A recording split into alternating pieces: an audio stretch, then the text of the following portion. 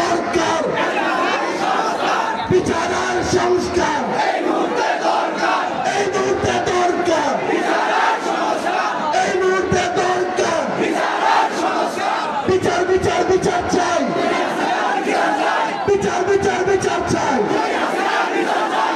আমাদের এই বাংলাদেশে যেই খুনের নির্দেশে বাংলাদেশে হাজারের অধিক ছাত্র জনতাকে ক্ষমতা পিপাসু, রক্ত পিপাসু খুনি হাসিনার নির্দেশে খুন করা হয়েছে, তাকে অবিলম্বে এই বাংলাদেশে এনে তার বিচার নিশ্চিত করে সর্বোচ্চ শাস্তি ওই ফাঁসির মঞ্চে দাঁড় করাতে হবে।